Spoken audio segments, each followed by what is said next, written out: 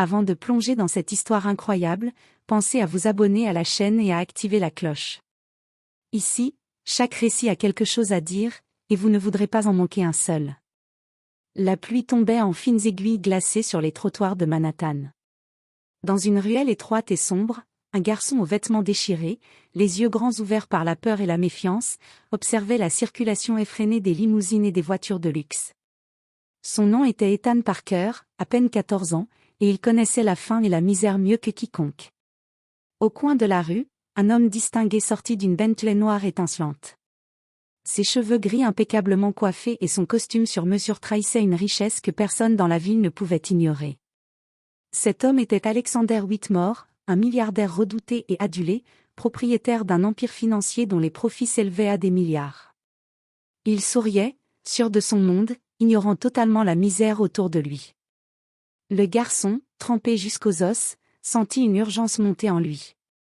Il courut vers la limousine avant que le milliardaire ne pose ses mains sur le sac en soie rempli de plats gastronomiques préparés pour son dîner intime. D'une voix haletante, presque étranglée par l'émotion. « Ne mange pas ça. Ta femme a mis du poison. » Alexander Whitmore s'arrêta net, son sourire disparaissant, remplacé par l'incrédulité et la colère. Son monde ordonné venait de vaciller en un instant.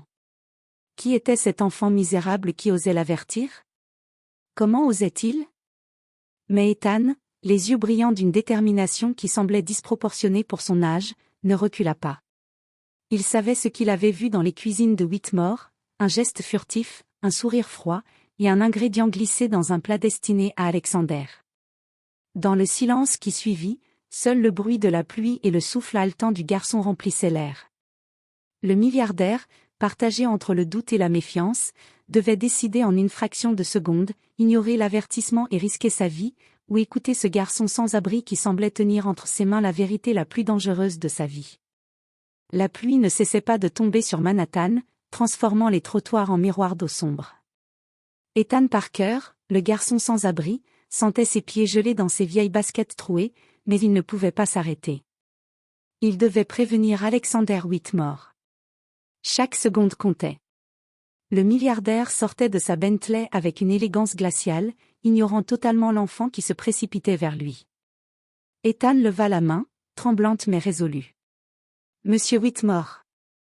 Ne mangez pas ça. Votre femme, elle a mis du poison dans votre dîner. » Alexander fronça les sourcils, surpris et irrité. « Qui es-tu, gamin? » « Je m'appelle Ethan, je travaille parfois dans les cuisines du manoir. » « J'ai vu ce qu'elle a fait. » Le milliardaire rit nerveusement, pensant à une farce. Mais quelque chose dans le regard du garçon, une intensité presque désespérée, l'arrêta. Son instinct, affûté par des années de négociations risquées et de trahison, lui cria que ce n'était pas une plaisanterie. Pendant ce temps, dans le manoir Whitmore, Catherine Whitmore, la femme du milliardaire, vérifiait d'un air satisfait que son plan se déroulait comme prévu. Elle croyait qu'Alexander serait distrait et incapable de voir son geste. Elle ignorait qu'un témoin inattendu, Ethan, avait tout observé. Ethan sentit la peur monter. Il savait que si Whitmore mangeait ce plat, ce serait fini. Et s'il se trompait et que personne ne le croyait, sa vie ne vaudrait plus rien. Mais il devait parler, convaincre. Il sortit de sa poche un petit objet brillant, une cuillère tachée de la sauce qu'il avait vu Catherine préparer. Alexander Whitmore prit l'objet, ses yeux s'écarquillant en reconnaissant l'évidence. Ce n'était pas un mensonge. Quelqu'un avait vraiment tenté de l'empoisonner. « Montre-moi où tu as vu ça. » dit-il enfin, sa voix trahissant une tension rare. Ethan hocha la tête, prêt à conduire le milliardaire dans un labyrinthe de cuisine, de passages secrets et de vérités que personne n'aurait cru possible. Il savait que ce qu'il allait révéler pourrait changer sa vie et celle d'Alexander pour toujours. Mais il ignorait encore que Catherine Whitmore n'était pas une femme ordinaire. Sa vengeance allait être plus froide et calculée que tout ce qu'Ethan pouvait imaginer, et que le milliardaire pouvait anticiper.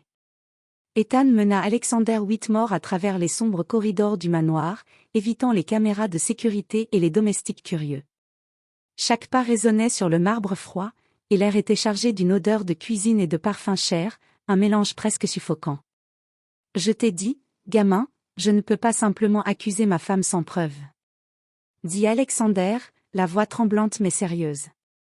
Vous avez la preuve sous vos yeux, répondit Ethan, montrant la cuillère tachée de la sauce empoisonnée. Oui, mais si elle s'en rend compte, murmura Alexander, conscient du danger. À cet instant, Catherine Whitmore apparut dans l'encadrement d'une porte, le visage froid comme la glace, un sourire cruel aux lèvres. Alexander, qui est ce petit intrus, demanda-t-elle, feignant l'innocence. Le milliardaire sentit son cœur s'accélérer. Catherine avait toujours eu une présence imposante, mais cette fois, c'était différent, elle était calculatrice, dangereuse. Ethan recula instinctivement, mais il garda les yeux fixés sur elle.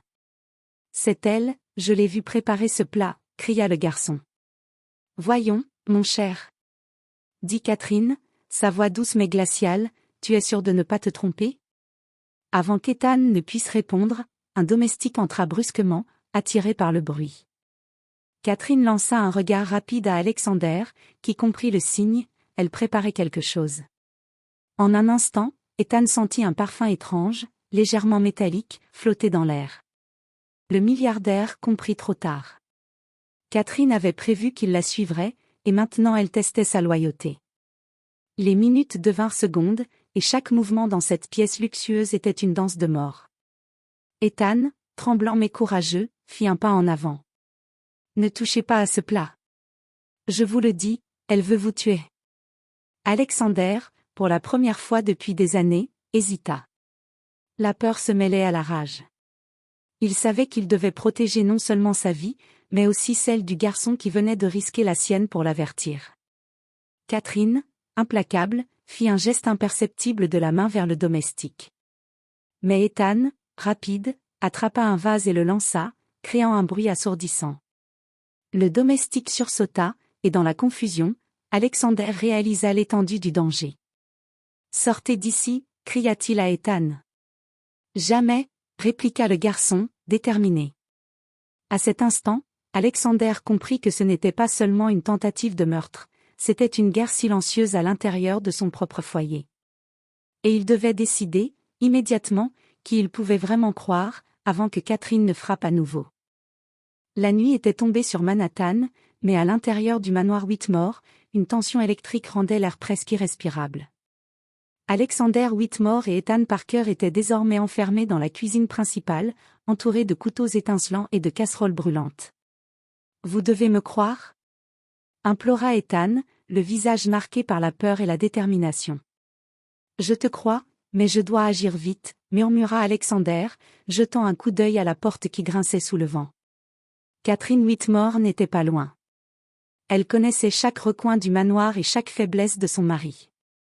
Elle avait préparé un double piège, le plat empoisonné et une fuite soigneusement planifiée pour faire accuser quelqu'un d'autre si les choses tournaient mal.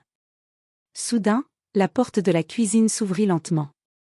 Catherine apparut, vêtue d'une robe noire qui semblait absorber la lumière. Son sourire froid était un avertissement, elle était prête à tout. « Alexander » dit-elle d'une voix douce et menaçante, « pourquoi m'accuses-tu devant cet enfant ?»« Parce que tu as tenté de me tuer » répliqua Alexander, sa voix tremblante de colère et de peur mêlée. Catherine s'avança, lente et calculatrice.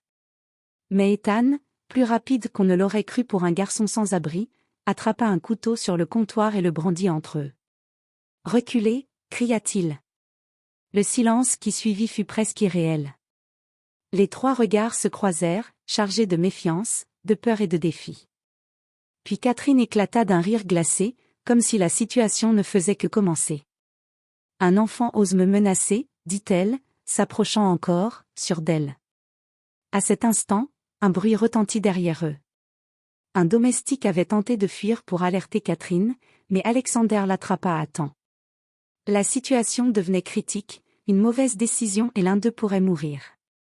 Ethan sentit son cœur battre à toute vitesse. Il savait qu'il devait trouver un moyen d'alerter les autorités ou de désarmer Catherine avant que la situation ne dégénère. Mais il n'avait que quelques secondes. Il murmura à Alexander. « Je sais où elle cache les preuves, dans son bureau, mais il faut la distraire. » Alexander comprit immédiatement.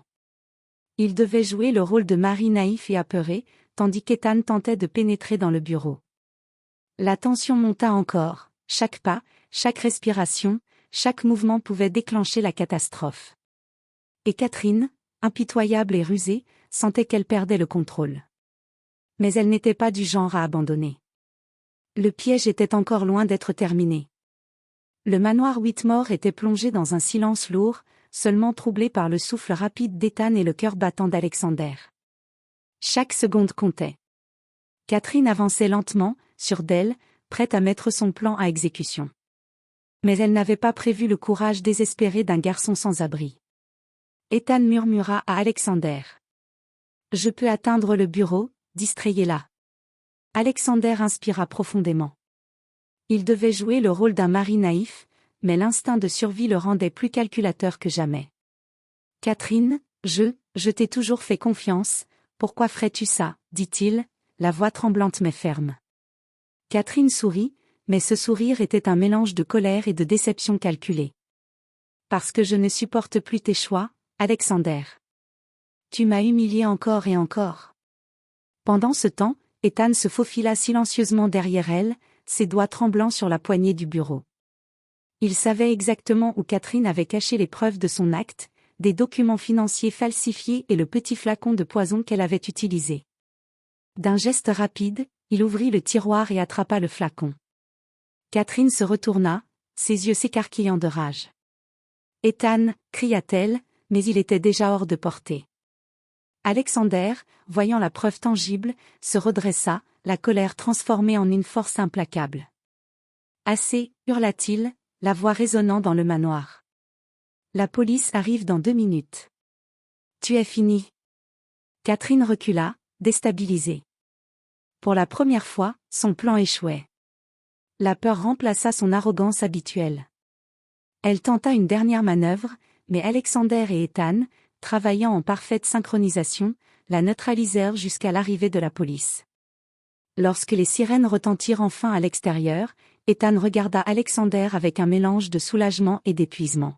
« Merci, je n'aurais jamais pu. » murmura-t-il. « Non, merci à toi, gamin. Tu as sauvé ma vie, » répondit Alexander, sincèrement reconnaissant. Catherine Whitmore fut arrêtée, ses crimes exposés au grand jour. Alexander, malgré la trahison et la douleur, réalisa que la loyauté et le courage pouvaient surgir des endroits les plus inattendus, même d'un garçon sans abri qu'il aurait ignoré quelques heures auparavant. Ethan, pour la première fois de sa jeune vie, sentit qu'il avait trouvé un allié, quelqu'un qui voyait sa valeur au-delà de ses vêtements déchirés et de sa vie difficile. Le monde de Manhattan semblait immense et impitoyable, mais cette nuit-là, un lien improbable venait de se former, un lien capable de résister à toutes les tempêtes à venir.